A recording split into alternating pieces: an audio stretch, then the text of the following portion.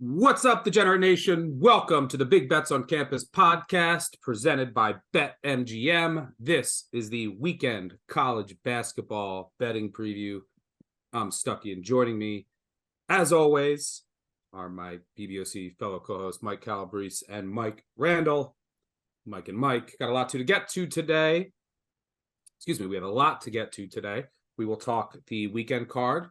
We will add to our futures portfolio with our weekly futures roundtable.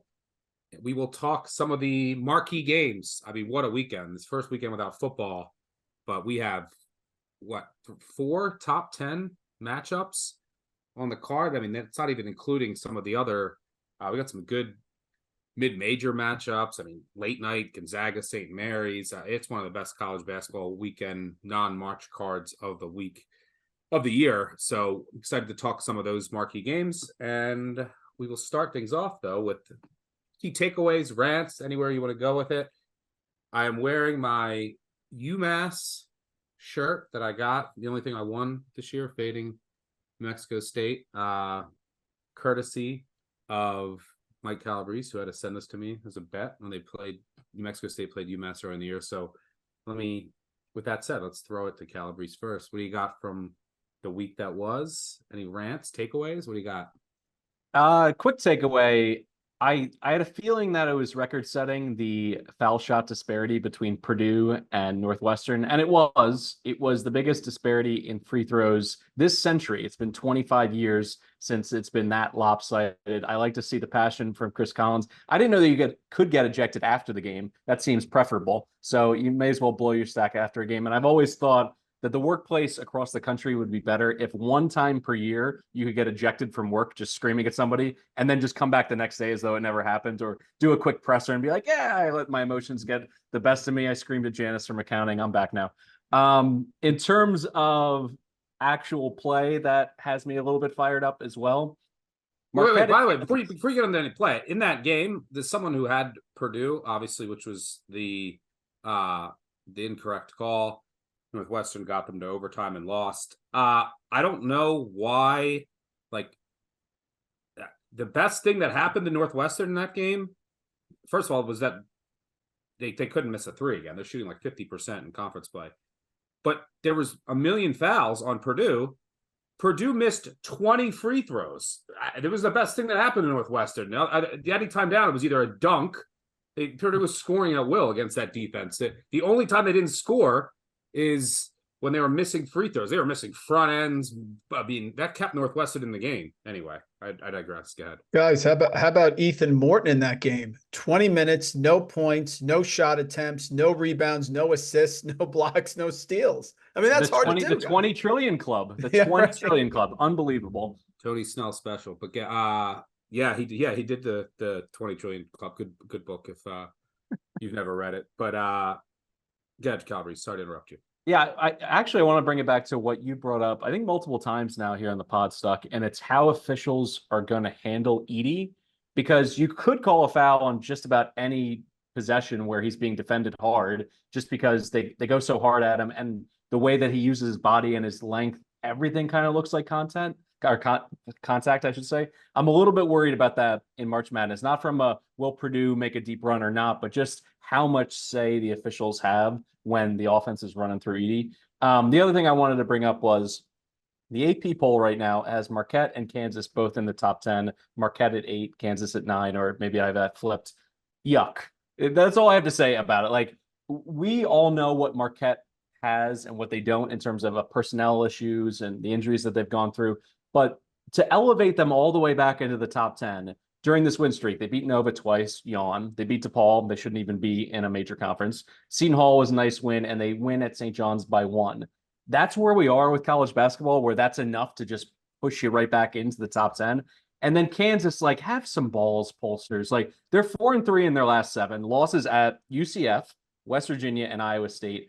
At the very least, Iowa State, in my opinion, should be ranked ahead of them. And I think now with McCullough's injury and the potential to walk into a buzzsaw, they're going to be a home dog on Saturday against Houston. I think this was an opportunity to at least go out on a mini limb if you're voting in the AP and say Kansas is not a top 10 team, because I think generally speaking, unless you're a Jayhawk grad, all of us agree that Kansas is not a top 10 team currently. Maybe things will change a little bit, but I feel like they're one bad game from Furphy away from losing to a good team like Houston by double digits. But that's where I want to get the pod started this week.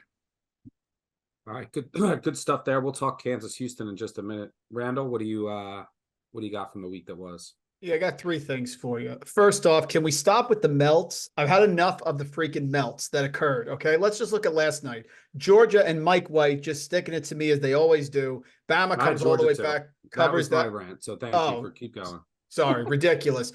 Wake Forest had that one as well. And then, of course, Pittsburgh, who couldn't hit a shot against North Carolina about a month ago, then catches on fire. They take care of business. And can we please stop with Virginia? I've had enough of Virginia. If I hear one more Virginia fan tell me Ryan Dunn is a lottery pick, guys, the only lottery he's going to is at the 7-Eleven. Okay. Yes, he's long. Yes, he's athletic. He is anemic on offense. Can't shoot. Not good from the free throw line. And last night, just a brutal performance against Notre Dame. Yes, I'm ticked off stuck because they should have covered the 12.5, but they threw the pass away and then they fouled Burton on a 3. And then the other thing I want to talk about is North Carolina, guys. I mean, how about North Carolina? We've talked about this. I know you guys have talked about it as well. I wanted to fade them against Pittsburgh away. Pittsburgh shoots 5 for 100. They cover away there. Wanted to fade them against Clemson. They beat Clemson by 10. Want to fade them against North Carolina State, who's horrific on offense. Can't fade them there. Want to fade them away at Boston College. They fight their way to the cover in Connie Morg. Then I want to fade them against Florida State. Can't do it there. So you know what, Stuck? I jump off them on Georgia Tech because there is absolutely no reason why Georgia Tech should win that game. You want to look at metrics, you look at anything you want. The only argument you're going to give me is sleepy spot, and I'm not going to make a pick based on that. And what happens? David Stoudemire crying in the locker room, and North Carolina goes down. So I'm a little bitter because I missed the wedding, but I attended all the funerals. Yeah, let's raise the flag, the W flag up to the top of the flag post. Stuck was on it. He made sure, I thought we were going to go through the whole Monday episode and not get to one more fading of North Carolina, but you got to get credit where credit's due. You were there, and I mean, you can sell it. It was beyond a sleepy spot. You had some more data points on why the Yellow Jackets were a live dog. Tell me, please, Stuck. Yeah, I mean, there's the North Carolina, the teams aren't going to keep shooting 24. It's not a team that takes away the 3. Teams are shooting 24% in conference play. And, you escaped that Florida State game. You had Duke on deck. They were just kind of slow on closeouts. They looked just disinterested to start. And their guards, like, you can attack Cadeau. They have some defensive weaknesses. He had 5 fouls in the second half. But, yeah, I mean, I'm not going to take too much credit for fading North Carolina because I lost a lot more fading them before. Maybe I should have martingaled and I'd be even. Don't do that, by the way. But yeah, Alabama, Georgia was ridiculous. I mean, I'm like, all right, Alabama can't shoot on the road. Georgia's up 15-16 the entire game. They're up 6 with 5 to go. Alabama makes their last 7 threes, every free throw, and pulls away. And yeah, the melts. You got to every college basketball season, you got to go through a stretch where it's always the perfect storm. You're like capping well, and then you're getting some breaks. But there's so much variance in college basketball. It's insane. And the markets are much more efficient now. So like the margins are smaller than they used to be. But you have not only like 3-point shooting variance will trump anything. Like, it doesn't matter how well you cap the game, what closing line value you got. You go 6 for 28, you're going to lose. But then you have the late game variance too. So the last 2 weeks I've had some shitty calls and shitty capping. But also I can't buy a last second cover, a shot to cover. Like even Georgia coming down to shoot the 3. No, I think I've had 11 straight that I've not got, or the other team has got. The only time my teams over the past 2 weeks, and this all evens out, but again, we're just ranting. The only time that I've had my teams make shots are dogs that force overtime when I don't want them to. And I'm just looking, like I had Florida last night. I'm like, all right, we're good. Walter Clayton makes a 3. I'm like, you got to be kidding me. I got to sweat this overtime now. Utah State against Boise on Saturday. They take it off a missed free throw, take it the distance, force overtime. And when you're starving for wins, you're like, oh my God, I got to sweat this dog in OT now. I'm done. Luckily, both held on for the cover. But sometimes it's like that. And you just bitch a little bit, rant, and then move on. Generally, all evens out. All right, let's get to some of let's get some of the marquee games, then we'll do futures roundtable, then get to the weekend. Mentioned Kansas, Houston. Obviously no lines are out right now. KenPom projects Houston as a 5-point favorite. It could probably be 3 to 4, more likely. Maybe even lower. I mean, these home dog spots are getting shaded heavily this year. Regardless, I think personally that with Houston, you have to move the ball and you have to hit threes, and then you have to hit the defensive glass. Kansas isn't an elite defensive rebounding team, but they can compete there. My concern is McCullough. I think that he's extremely important in this matchup because number one, you need his shooting. Like in order to beat this, the trapping style of Houston, you got to just swing the ball, move it. And you have to have secondary scoring. McCullough's shooting, like he'll have to hit some threes here. And then his defense too. Like Kansas, yes, they looked impressive against, who cares, Oklahoma State. Talking about having a horrendous year. But you have Houston, my one problem with Houston is their offense can get very drowdy, for lack of a better word. It just goes into extreme. They don't take great shots. They're extremely reliant on just their guards creating. Now, a lot of times that's just who cares, throw it up, and then their best offense is get the offensive rebound. They're an elite offensive rebounding team. But they ask their guards, Shed and Cryer to create and then just take tough shots, but they're tough shot makers. But in this game, if you don't have McCullough is a very underrated on-ball defender. You can hunt, Marco Jackson is lost out there. Johnny Furphy's not covering anybody. I mean, he's nice to have out there for this matchup because he's got to make some threes. But without McCullough shooting and then, his defense, and Kansas doesn't have depth. So like against a physical team like Houston, I worry about fouls too. So Houston's not going to let you get out in transition. They're not going to let you work in the post. And that's really what Kansas wants to do. They work through Dickinson a lot, and they're always an elite transition offense. So I think McCullough is his status is very important for this game. So it's hard for me to make a call without knowing if he's going to play or not. Because I think he's super important for this particular matchup. Cowboys, I'll throw it to you. Do you have any quick thoughts on Kansas, Houston?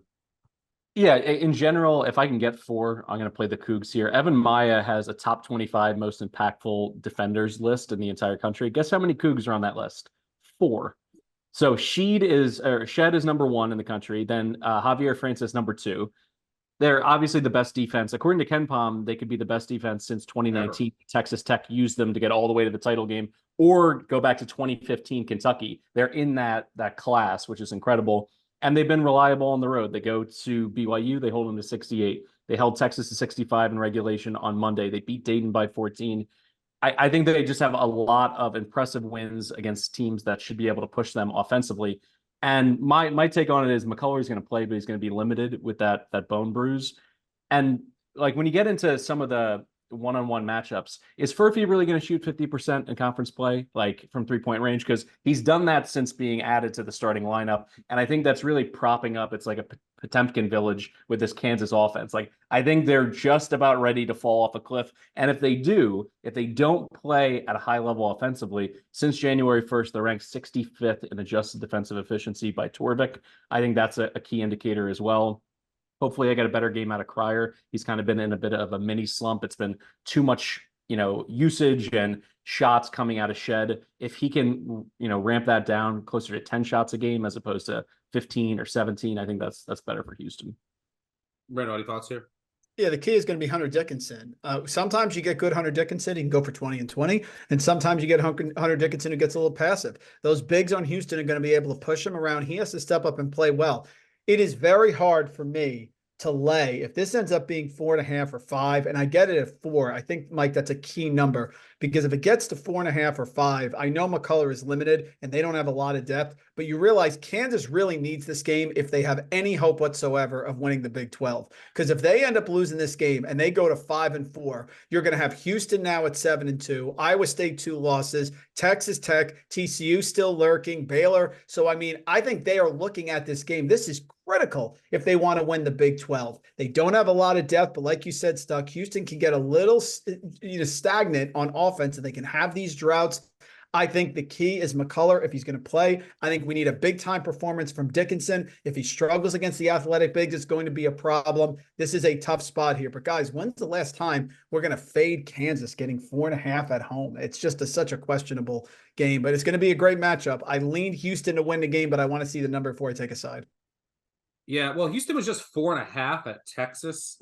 Like these home dog spots, they're priced so I mean, it's crazy the way that they're priced this year. So I would, if I had to guess, this will probably be like 2.5. We'll see. That's where these things are opening this year. So I wouldn't be shocked if Kansas opens to like plus 2.5 at home. Adams has to have a big game. Yeah, you know what, I said this in the, and McCullough hit it. What if you had a -4? Speaking of -4.5, you had -4.5. Oh, it's a killer. Oh, it's a killer. Unbelievable. Kansas, this will be a game where you have one of the best home court advantages in college, and Houston is a team that we just talked about goes, you know, through droughts. We saw that against Texas, right? On the road, they were up, 11 at the half. They're also not a great free throw shooting team. So this will be an opportunity if the line is super low that, you know, if Kansas gets down 8-10, good live betting opportunity because they can get back into, they'll get, you know, there'll be runs in this game. And when Houston is missing, even though they do a really good job preventing transition, Kansas will still get out and get some easy buckets in transition. They're just that good when they can run. So there'll be some like 10-0 Kansas runs in this game. You know, if they get down, I'll be looking to bet them live. They're good live betting matchups. A lot of these Big 12 matchups are. Let's go to the ACC, and we have one of the best rivalries in sports with Duke, North Carolina. This should be a good one. North Carolina sitting at the top of the league at 9-1, but Duke's at 7-2. They can tie him in the loss column here and would have a leg up with a win at North Carolina, and then they would host North Carolina in the finale. So if you sweep them, you just got to stay one back. They'd be in position to really take the ACC regular season title. And Duke's upcoming schedules: Notre Dame at home, Boston College at home, Wake Forest at home. You know, that pretty manageable schedule coming up all the way up until they play North Carolina. Some tricky road spots, but Duke, Carolina, if I had to guess here, what this line will be, Carolina minus 4.5, 4, maybe lower. But KenPom projects us at 6. North Carolina coming off of that loss against Georgia Tech. They're still running pretty well from, you know, with 3-point defense. Teams are still shooting an insane 26.8%. That's not going to last forever, although North Carolina's perimeter defense is improved. When I look at this matchup, I'm looking, the KenPom projected total is 152. I would love to bet an under there. Last year when these two teams played, now obviously they're both different, but the scores were 62-57 and 63-57. And North Carolina wants to play fast. And, you know, Duke is kind of middle of the pack, but both of these teams do a really good job on the defensive glass, which is important. And they do a good job of preventing, they do excel in transition defense. So I don't think there's going to be a lot of easy buckets up and down. And this is like a huge game in the ACC. There's a lot of young players. on both teams that both teams rely on. So you could see some nerves. And I think this game will start out super slow. So, yeah, I'm going to be looking under if this opens a little bit too high. But, Randall, let me throw it to you first. What are you seeing in Duke UNC? Yeah, if you were to ask me if I could get one stat from you for this game to predict it, it would be Jeremy Roach. Roach was hurt for a little bit, came back, played really well at Virginia Tech, and Duke has struggled at Virginia Tech. Went 4 or 5 from 3-point range, 16 points. I think the bigs on North Carolina are going to match the bigs on Duke. I agree with you, Stuck. I think an under is a great play. But like you said, there's a lot of young players. It's just RJ Davis is going to show up. RJ Davis is playing at a first-team All-American level, can get to the basket. He's a great shooter. The guy I need to know is Roach. If Roach is going to play well, I think Duke hangs in the entire time here. I think that North Carolina waiting for some regression. We saw that happen in the last matchup, but Roach is the key because Davis is just a special player. He's going to be ready to go. Filipowski hasn't been great against other solid bigs. So there's Baycott, there's Ingram, there's a couple guys there. So I think the key is going to be the perimeter play. We need a big game from Proctor and a big game from Roach to keep it close. But if I don't think I'm getting that, the play is going to be North Carolina bounce back spot at home because Davis is otherworldly right now. Yeah, he's amazing. But if you look, Duke 8th percentile in transition opportunities allowed. So they rarely let any teams get out in transition, which is super important against North Carolina, who really just wants to get out and push whenever they have the opportunity to do so. And I mean, they're 86th percentile in transition opportunities. So, and both teams really can get after it on, I mean, North Carolina specifically on the offensive glass, but I think Duke can compete there to prevent some second chance opportunities. There is some push and pull here with Duke is shooting like out, 40 over 40% in league play, and North Carolina opponents are shooting like 26%. What gives? Yeah, I do think that Jeremy Roach is not a 48% 3-point shooter. So like some of the Duke's kind of shooting over their heads, and then opponents are kind of not hitting open shots against North Carolina. I think that there are some opportunities for Duke in pick and roll in the half court to kind of get Baycott in conflict. So I agree. It's kind of a bounce back spot for North Carolina, but I see some opportunities for Duke here. What Baycott do you get is a question I ask before every North Carolina game. Against Georgia Tech, they're benching. He's sitting on the bench for 8-minute stretches in the second half. Looks disinterested. He obviously has his limitations when you can get him moving, with screens and get him switched off onto a smaller guard. So, but like, do you get like the angry Baycott that can dominate for stretches, or the one that just goes away? That's a big question, and that'll come March. Like, what Baycott do you get will determine how far North Carolina goes. RJ Davis is going to show up on a nightly basis, and you just have to hope Cadeau keeps getting better. What are you seeing here, Calabrese? Yeah, I'm going to join you on the under. I think that's Duke's path to victory. You mentioned their tempo. They're 179th in adjusted tempo, according to Ken Pom. That's a huge differential based on the way that North Carolina wants to play. All their advanced metrics in terms of transition opportunities allowed. I think that's the way that they're going to go. But if it does turn into a half-court battle, I think they're going to run into some really skilled bigs from North Carolina that I think are playing well together. I think that was the question of how Baycott and Ingram would, mesh together. They've certainly answered that in a positive fashion. So if I were to play this, I think I'm going to pass on the side and just go with under. Yeah, I mentioned Duke 8th percentile in transition opportunities allowed. North Carolina 9th percentile, 99th percentile in transition defense efficiency. So neither of these teams will give up easy baskets the other way. And then I think that both of these teams can also compete on the defensive glass to prevent easy second chance opportunities. So like it's going to be defensive rebound and then slow up the court. No easy buckets the other way, since both are so good at limiting teams in transition, which sets up. And then you might have some tight shooting, some nerves, which I think sets up for an under. But we'll talk about this more on the live show, BBOC live show, 10:30 a.m. Eastern, with myself, Greg, Waddell, and both Mike and Mike. We will tweet out that link. It'll be in the Action Network app and on YouTube. And one final game, Kentucky, Tennessee. So this game became much more interesting because both teams maybe got caught looking ahead a little bit. Tennessee loses at home to South Carolina. Shout out to South Carolina, by the way. Team is just, you got Studi back now too, and they're just tough. They're tough as nails. I didn't think they would be anywhere close to this good, but they've knocked off Kentucky. Now, then they win at Tennessee. Not an easy thing to do. The Tennessee Real goes quick down on, to South on Carolina. South Yeah. Carolina, Stuck. Yeah.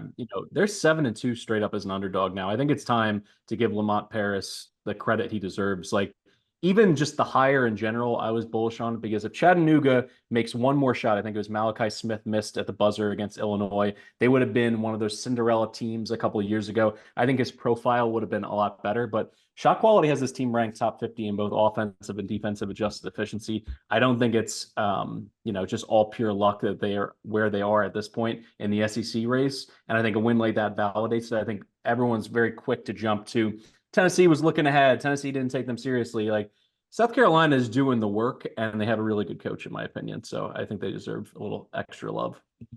Yeah, they grind the game down, control the tempo, and they will defend you.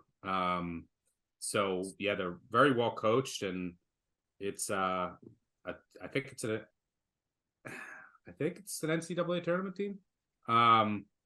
Randall, you gonna be fading South Carolina, Georgia, on our guy Mike White on Saturday? Well, let's hold off on South Carolina stuff because I may bring them up a little bit later in the pod. All right. So let me throw it to you then here. Tennessee, Kentucky. We will first of all. So and then Kentucky, by the way, as I mentioned earlier, they lost to Florida. Didn't foul up 3. Dillingham missed a free throw late. Kentucky still hasn't had a full roster this year, which you'll hear a lot. Wagner was out on Wednesday night. So we'll see if he can go. I think him for depth. I mean, you saw Dillingham has been dealing with it. Illinois, he was battling cramps at the end, and you play an overtime game. I will say with Tennessee, there's a couple things that I like the matchup for Kentucky in that Kentucky's pick and roll defense has been very bad. It's one of the reasons I bet Florida against them twice. But Tennessee, Rick Barnes has done it sometimes, but usually he's like flex motion type guy, doesn't really run pick and roll. He's had a couple games where he's done it heavier this year, but not a heavy pick and roll offense. So it's easier for Kentucky to defend. And I will say this Tennessee defense has taken a major step back this year. It's still very good, but you have guys, Dalton Connect, so their offensive ceiling is way higher with Connect because you have a guy that can just go for 40, but Dalton Connect is not a great defender. So you would have like Phillips and Kamwa, you would have Jordan James, like they were big inside. You just couldn't get anything. But now you're like Connects at the 3, and the rest of the defense has really suffered. You know, like Jordan Gainey's not a good defender either, and he gets run. So you have these guys that, especially Connect, higher offensive ceiling, but their defensive metrics are worse. And specifically in transition, Tennessee's transition defense last year, 99th percentile. This year, 18th. So you can get them in transition. And that's where, Kentucky is just so deadly. And Tennessee's half-court defense is still very good. They still have great defenders all over the place. It's not as good as it was last year. But Kentucky just has great individual all-around offensive players. Now, Kentucky also has weaknesses on defense. Reeves plays no defense whatsoever. So I think Wagner's status is important here for depth, for some on-ball defense. This game probably is going to be around a pick, if I had to guess. I'm going to be looking potentially at Kentucky in some form or fashion. I think it's a decent matchup for them. And this Tennessee defense now has some holes that most people might not realize yet. But Randall, let me throw it to you. What do you see Kentucky, Tennessee? Yeah, if this game is on a neutral court, Stuck, I would really like Tennessee, which is why I think they're just built for a great tournament team. But for the same reason, Kentucky at home. Now, listen, Rick Barnes has had success. He won there in 2020. He won there in 2021. But their defense is not at that elite level, like you said. And that's what they're going to have here to win on the road. Tennessee on the road this year played away Mississippi State, lost, played Georgia away. That game was back and forth. They pulled away at the end. Vanderbilt made a run. So they haven't been great on the road. The defense has to be elite. Connect will have to have a big game. It's just a lot of ask for a game at Kentucky, in a game that Kentucky really has to be ready to go and have, coming off the loss to Florida and 2 of their last 3. It's just a heavy ask. But if this game was on a neutral site, remember last year Tennessee played Duke and was fantastic against them in the tournament. If this was on a neutral site, I'd probably go Tennessee. I will say the Kentucky home court advantage is so overrated. It's good, but it's not like Rupp is not their tickets down low. Like I can tell you my in-laws have like, we're on this, like they went to UK, we're like donors. They were like, you have to be on this list. And they're like number, I don't know, 4 million, whatever. There's like people that are oil money that are like number 1, 2. All these old people have all this old money has all the seats down below, right? It's not like it's not all kids going crazy. So it looks like a morgue at times. Kentucky, get it together, Rob. They gotta for these huge games. Fuck the donors. Just say first come first serve. I think Arkansas did this. Well, that's because no one's going to their games anymore. But Musselman against Kentucky, he said everyone, once the game starts, everyone can come down from up top. That's what you need. You need the people up top. You need the true, real rowdy Kentucky fans. Anyway, I just noticed that like against Florida, they couldn't put them away because I was watching on TV. I'm like, this place it's so quiet sometimes. It's not true like rabid college kids all around down low near the basket at Rupp. And it's like big, and it's a big arena. It's not like your very intimate college home court advantage that you think of. Anyway, I digress. What are you saying here, Calabrese? I mean, at this point, I trust Dalton Connect. Since January 10th, he's averaging 32, 6 boards, 1.5 stocks per game. But now that we're into February, we're only 1 month away from March, I can bring up how little I trust Rick Barnes, when it comes to playing quality teams down the stretch. My brain just tells me automatically, like, fade him, regardless of what I'm seeing. Like, Ken Pom, number 2 in defense. I'm fading it. Like, Dalton Connect making every shot, I'm fading it. 26 trips to the NCAA tournament for Barnes, 12 first-round exits. He's coached up 25-plus win teams in Knoxville. Like, I can't even count at this. I think he's got 6 of them, never made the Elite 8. So in this spot, even though there's clear issues with Kentucky on the defensive glass, Big Z is not the addition that they hoped he would be. And, maybe they work him into the rotation more and he's more impactful on the glass, but we haven't seen it yet. Despite all those things, I'm probably going to take Kentucky in this game. And it really just comes down to Tennessee when the going gets tough against the absolute elites in the SEC and also in the country. I'm just going to give the benefit of the doubt to the other quality coach and Coach Cal here. Yeah, Onyensu's come on defensively for Kentucky of late, but you can still bully them a bit, which is a little bit of my concern with Tennessee because Tennessee has some dudes down low. You saw that with Samuel and Hangotten last night with Florida. Like they could be bullied a little bit in the post. So I worry about that a little bit, but I think Kentucky will pull this out. Anyway, good stuff there. We'll talk about all 3 games again on the live show Saturday morning where we'll have actual lines and updated injury info because most of those games we have some key injuries to watch. So make sure you tune in there. But let's move on to our Futures Roundtable. One of my favorite segments each week. So far, we have St. John's to make the Final Four, Kentucky to win the national title, Texas A&M to make the Final Four, Houston to win the Big 12. They're favorites now. That's probably our best ticket so far value-wise, but I'm not upset with any of the tickets that we have. It's time to add a 5th today. Let me flip a coin, see what we start with. Call it in the air in honor of the Super Bowl. Calabrese, you call it. Heads or tails? Tails. It is tails. Would you like to receive or defer to Randall? I'd like to go first because I assume you guys are going to have the same pick again. So I want to get ahead of this and build up a little my own momentum. I'm going to go ahead with New Mexico to win the Mountain West Conference at 3-1. They're a game and a half back with 9 to play. And the reason why I like the Lobos here, coming off a loss against Boise State, is that Utah State, who's in first place right now, here's 4 of their next 5 games. At San Diego State, home against Nevada, home against Boise, at Colorado State. I think there's a chance that they could split those 2. And if that's the case, then I think, you can make an argument that the Lobos or Boise have a puncher's chance to win this thing. And at 3-1, I still love what they have in their starting lineup. They're 20th in KenPom, top 40 in both offensive and defensive efficiency. They play with tempo. We know what they have at the pit. Boise State also has roadies against Colorado State and Utah State in the next 10 days. So there's 2 teams that they have to step over to get here. But I think the schedule ramps up in such a way that it's realistic that the Lobos could go ahead and come from behind, as I mentioned, with 9 games left and win this conference.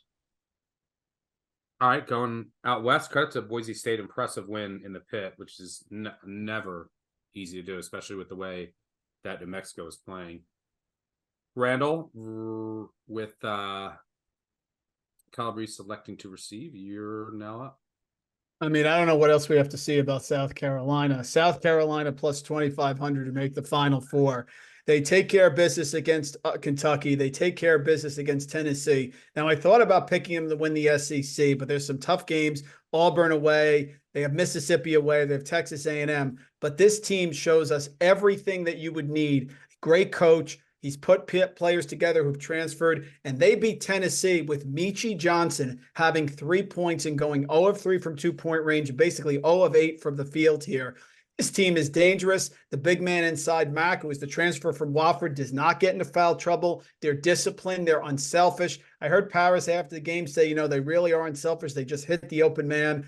Love this team. I've been impressed with what they've done. I was slow to get on them, but they control pace. They defend the three-pointer. Their offense and three-point shooting is getting there. Now, listen, they'll go as Michi Johnson goes, but they have beaten Kentucky by 17 at home and beat Tennessee away in a game that Michi Johnson was 1 of 8 from the field. That's all I need to see, guys. South Carolina, again, I love the SEC. You talked about that a couple podcasts ago. I'm going with South Carolina plus 2,500 to make the Final Four. I'm buying.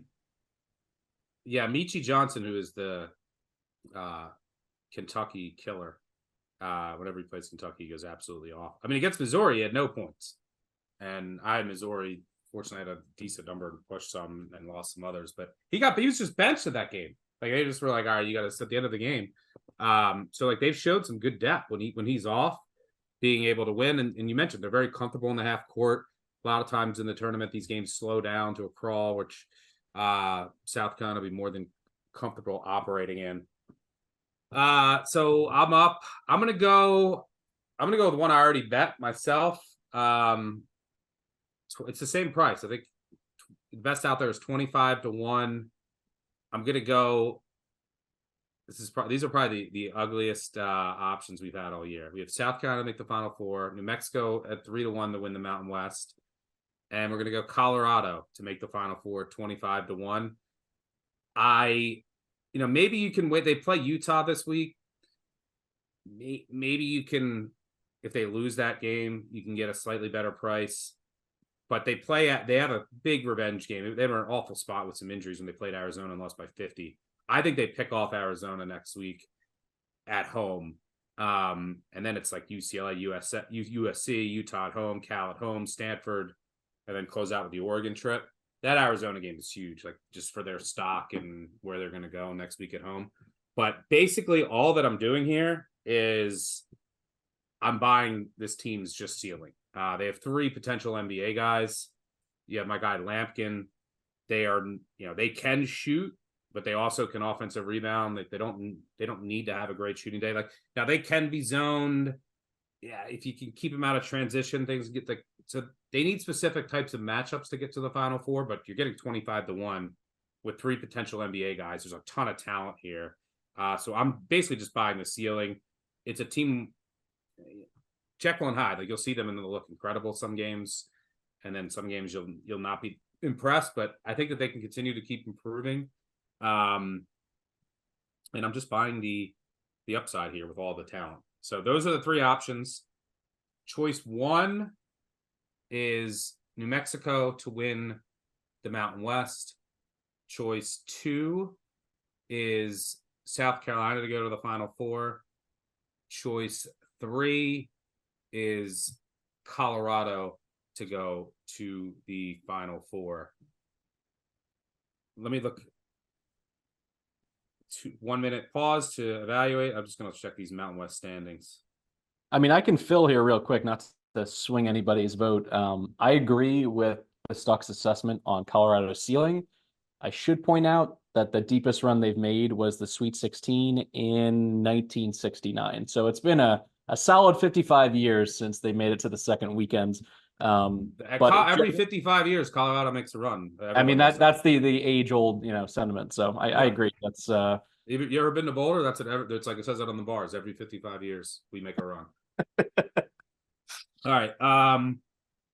So again, hold up. 1 for New Mexico, 2 for South Carolina, 3 for Colorado. 5, 4, 3, 2, 1. Oh, overruled. I was overruled. We have 2 votes for 2. South Carolina to make the Final Four. Calabrese. I'll tell you my reasoning. I wanted some New Mexico exposure, and I just felt like we are buying. Like I'm becoming a believer in South Carolina, but we are buying like South Carolina at the potential peak of their market, but maybe we're not. But I've been saying I wanted a piece in New Mexico, and I didn't get one, which is why I went there. But explain why you went with South Carolina, because you wrote ultimately deciding it 2 futures Final Four. Why'd you go with South Carolina over Colorado? Besides, it's been 55 years. Well, I think kind of the throwaway line you had about South Carolina in the tournament, winning those half-court, grind them out kind of games. I'm just picturing it. And as I mentioned earlier in the show, like I love the coach. I think they're proving it through the grind of the SEC schedule. And on top of it, like there's a path forward, and South Carolina has done it themselves in the last 10 years to make the Final Four with more of a defensive-centric team. Now, they're going to have to get lucky with some three-point variance to, win those 4 games to get there. But I think the number is just good enough in my mind, and they control their destiny in that regard, as opposed to my play with New Mexico, where I'm so bullish, more so maybe than anyone else here on the show, talking about the Lobos, but they still need things outside of their own control to happen. They need both Boise and Utah State to stub their toe ahead of them, just to have an opportunity to go ahead and win the conference. So for that reason, I think I'm going to go ahead with the 25-1. All right, good stuff. So we added South Carolina to make the Final Four. Hopefully we don't have that means Georgia's loot on Saturday with the Randall curse. So it's brutal. Everyone go and bet Georgia on Saturday in the game that should be around the pick. And stuck. Even that Miami game from Saturday got way too close. They were up the whole time. Oh my God. You're lucky Pitt shot early and then fouled. Oh my God. They were up like 10. I was watching that game for you. I was like, all right, Miami's got it. Yeah. They're up 10 with like 2 to go. And then I'm watching these other games and I look back and I'm like, Pitt has the ball down 3 or down 2. And I thought they were going to hold for the last shot. And they took an awful shot with like 4 seconds left and then fouled. And luckily Miami hit both. Yeah, Miami made that way too close for comfort. All right, let's move on to the weekend. We'll talk some weekend spots. Anything's in play Friday, Saturday, Sunday. I'll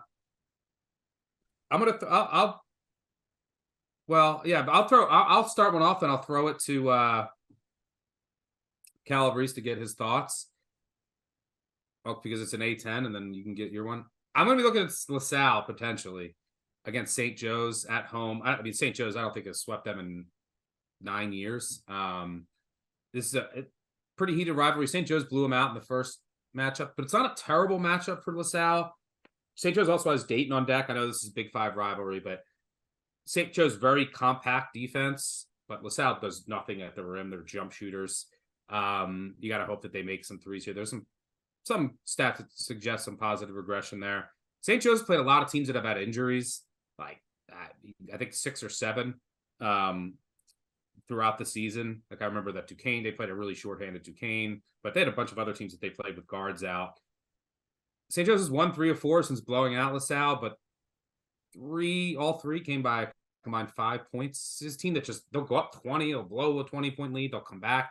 Very Jekyll and Hyde, but I don't think it's the worst matchup for LaSalle. LaSalle also does a good job of taking away the 3. I worry about the glass for LaSalle. It's a smaller team, but I think this is probably the bottom of the market on LaSalle and revenge spot, Big Five game. These teams usually split. I'll be looking at LaSalle noon in Tomgola. Calabrese, you agree there?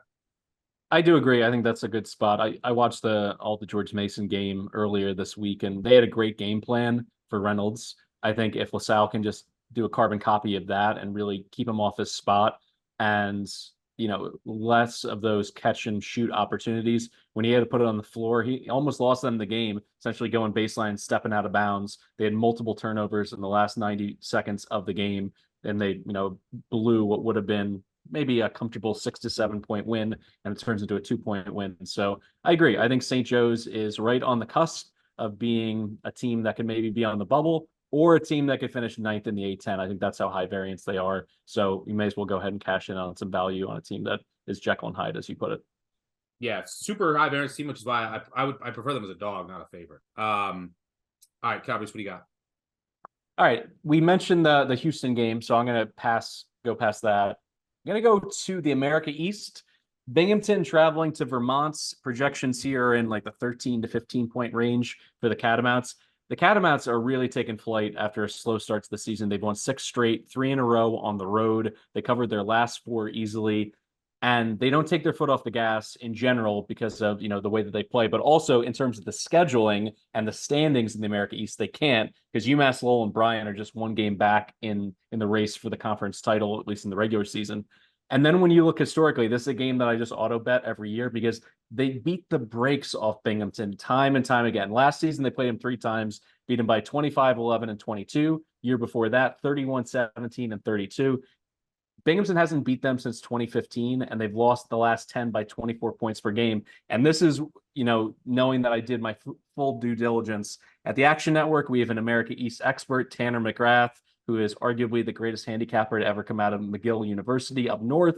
He got on the phone and sent a text to head coach John Becker, who he did an interview with during the offseason, and asked him, has there been a differential in terms of your preparation now that the America East went from a Wednesday-Saturday conference schedule to Thursday-Saturday? And he said, yes, as a matter of fact, there is. I'm playing more guys, and I think it's made the difference. 9 Catamounts play 14 minutes or more per game. That depth has meant a lot to them in those second games of the week. And because of that, I think they're going to run away in the second half from the Bears. I'd lay up to 16 in this game.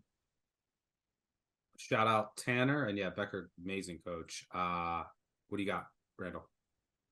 Yeah, I haven't bought Iona all year. They were second in the MAC preseason poll, and I just thought that was very overrated. Now, look, Iona can have these incredible 3-point shooting games where they're absolutely lights out, but they still are not a good team on interior defense, and they are not good from the free throw line, 65.8%. I think Fairfield's better. I've watched Fairfield. They're very solid, playing well, balanced, had a tough loss at home to Quinnipiac, so they're going to be chomping at the bit here. They do make their free throws. They force turnovers. Chris Casey's done a real nice job with the Stags. Don't like Iona. The only thing I'm worried about, guys, if Iona goes crazy from 3-point range, but there's a lot of variance in that. As long as Iona doesn't go nuts, I think Fairfield wins this game out right here. It is on Friday night. Line should be about 3 or 4. I would take the points there, no problem. I like Fairfield on the road against Iona. All right, get some MAC action in. How about our Johnnies at noon on Saturday?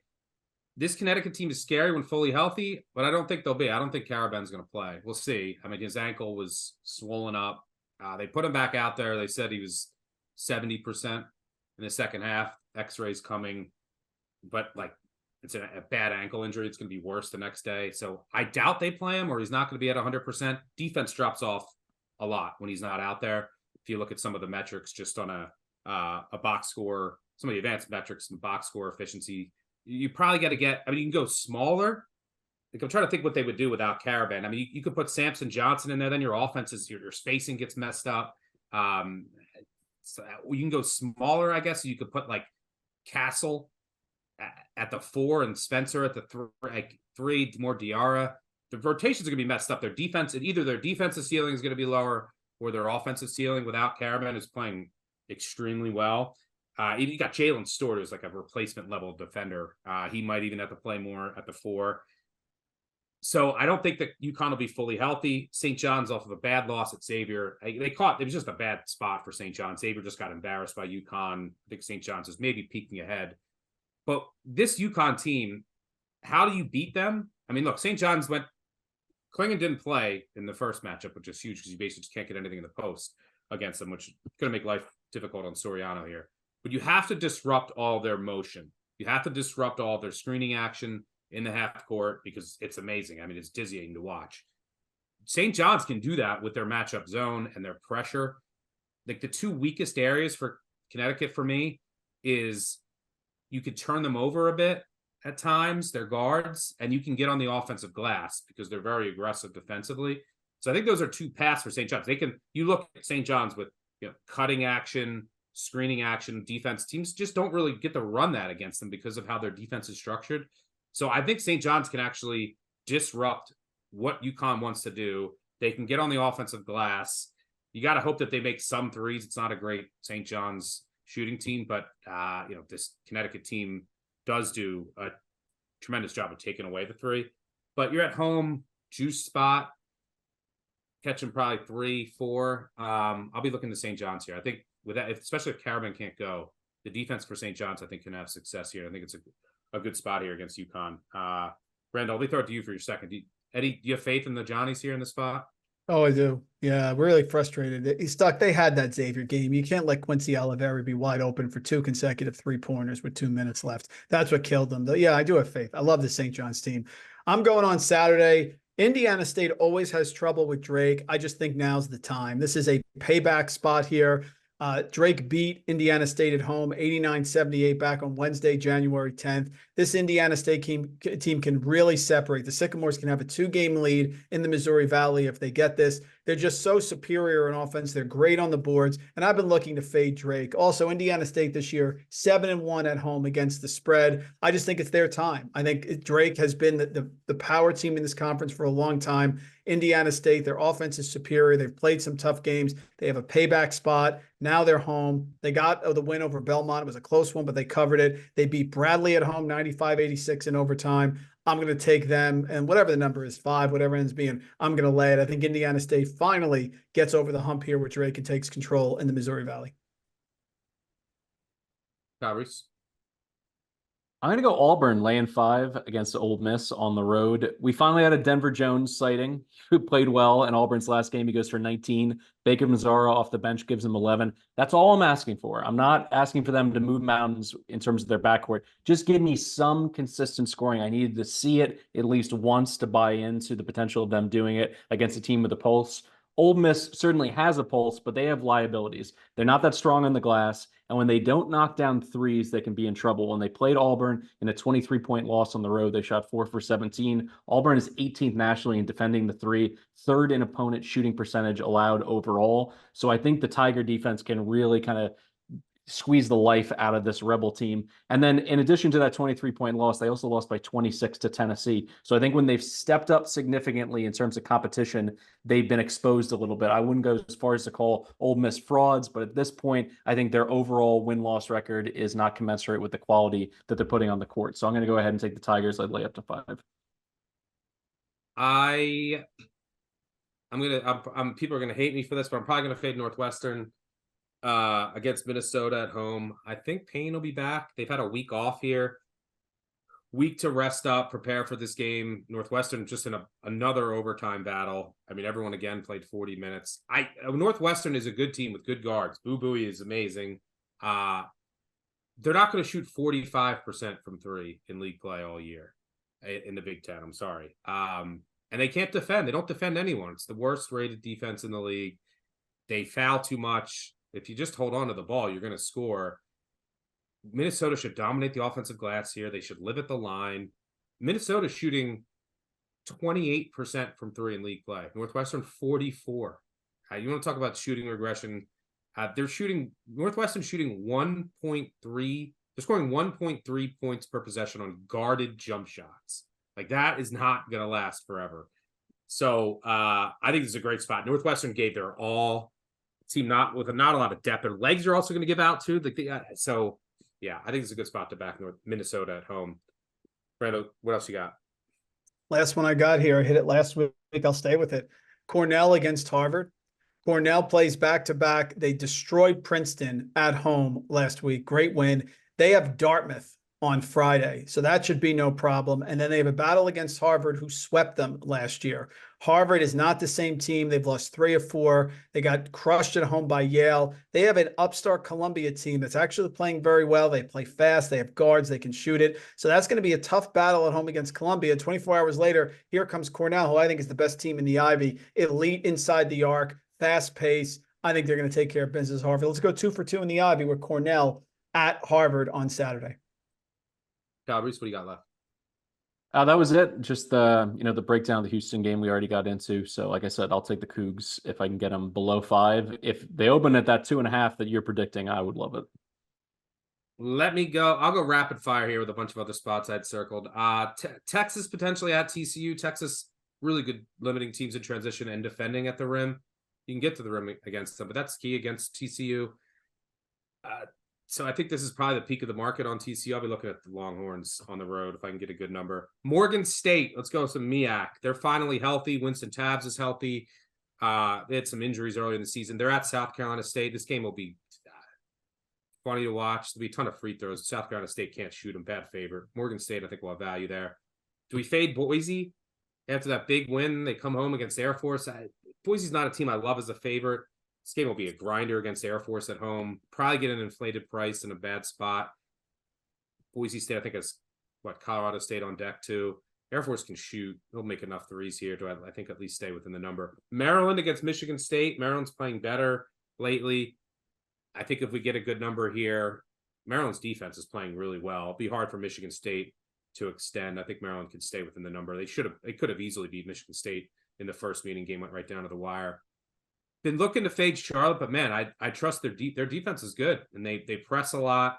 They have good rim protection on the back end, and East Carolina, I was maybe looking to buy here, but East Carolina's press numbers are hard. So whenever you want to fade Charlotte, look at how the other teams performed against the press, or if they have guards who can handle the ball. Question here for you, Stuck. Can the Gales go into Spokane, beat the Zags, essentially knock them out of the at-large, conversation at the Kennel? Can they finally get it done? Because they've clearly been a better team. They flipped a switch. St. Mary's has, since I guess, mid-December. They've just looked like a different program. Do you think they get it done? I think they can, yeah. I think it'll go right down to the wire. I'll be looking to back those dog. Gonzaga's playing better lately, but I think St. Mary's has figured it out. They're rolling of late. 2 more, maybe Texas A&M at home against Florida. Get them at a cheap price. Texas A&M is eventually going to make some shots. They'll keep Florida off the offensive glass.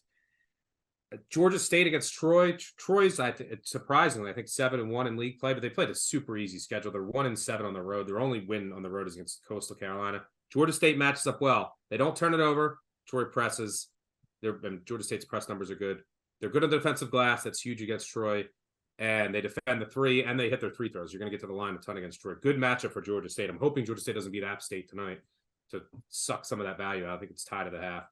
And then one final one, Utah Valley. Assuming Grand Canyon today gets the revenge against Seattle, it's always tough to play Utah Valley. I think they're like 12-3 against the spread in league play on these quick turnaround games.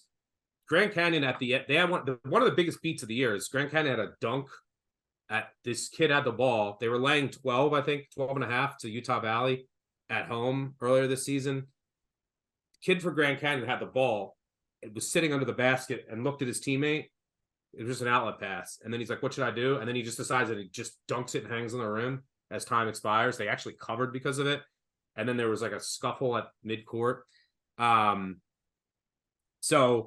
Utah Valley has been very good in the spot. This will be a tough travel spot for Grand Canyon. And if they get the revenge over Seattle, if you look at Grand Canyon's games, they're good, but they are in board spots. They are down by like 15 in all these games in the first half. So, I think Utah Valley's offense should be better than it is. I don't think I look at some of their defense is very good. They will turn you over, which is how you can beat Grand Canyon. I think Grand Canyon like a 30% turnover rate in the first meeting. But Utah Valley, they're shooting 25% from 3. Let me look at this. Who was I looking at? Drake Allen is last year he was 37% 3-point shooter. He's 4 of 34 this year. They cannot make a shot. So it's a horrific offense to watch. But I think I just look at some of the profiles of their players and I'm like 37% 3-point shooters don't just shoot 11% for a year.